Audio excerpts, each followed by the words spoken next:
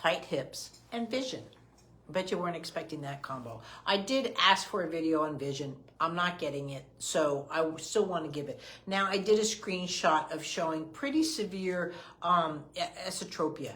Now, that's a lot, and I don't want to give you a lot because if I don't keep you successful, then your daughter's not going to get it. Now, your other therapist should have picked this up. They're not looking for it. They're looking for what is looking for the gait, right? But if your eyes are coming in or crossed, you're not going to have a gait. And what we really need to work on is the convergence. So I'm going to give you a couple of simple steps to work on. But meanwhile, I do want you to go see the ophthalmologist. At 18 months, that eye is turning in way too much, right? It's called esotropia or strabismus. The eye turns in, right? But I need to know if it's turning in due to tight muscles, and that's why the hip is tight, right? That's the correlation there. Or does she have, let's say, an astigmatism or something on where her eye strain is there and it brings the eye in?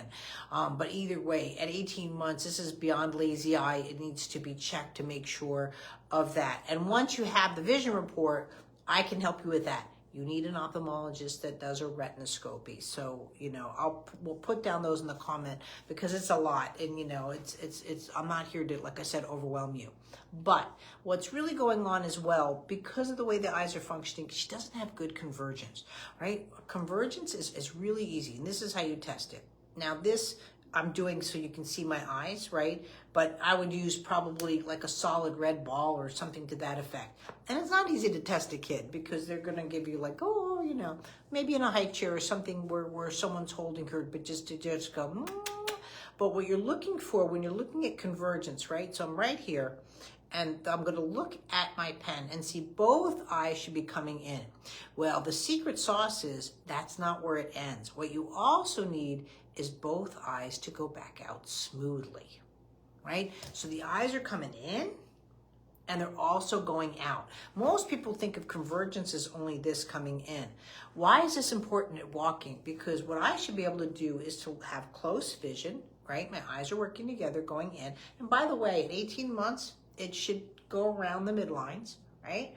But also I should be able to converge when I look down to where my ball is or down the sidewalk and then come back here to converge. So you're gonna see the converge and it goes longer and it comes in. This is where too, kids also have problems with convergence, catching the ball or kicking the ball. Why? Because that's your fine motor skills convergence and that's your gross motor skills convergence is kicking. We start there before we again have that individuality going on. And so one of the real reasons why I believe that you're seeing that lack of smoothness in her gait is because of that. So at dinner time, whatever, you can be using a spoon, this kind of thing. First of all, you want to catch the vision, right? So she's not like here and whatever, and you're going like this. It's not going to work, right? And you just want to catch that vision and then just lightly bring it in and out. Just a couple of times a day.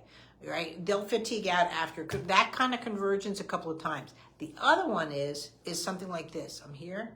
See how you automatically converged, right? And then I go here and you're converging, right? Most of us aren't looking at medicine bottles all day long practicing this kind of convergence, right? But we do converge and converge. Where is this going to cause a problem and why you need to be proactive? You'll see it in school where they have to look at their piece of paper and then up at the teacher and then back again, right? These skills continue all through our lives. You're driving a car, you're not looking at the steering wheel. You know what I mean? You're looking at the squirrel, the child, this, that, and the other, the radio, the kid in the back. Oh, I'm driving. So these skills stay with us for our lifetime and they're kind of important. So really, that's what's being, I think, overlooked. And you're seeing this too when there's a gap in the sidewalk and she has to stop. That perception are just a little bit off for her.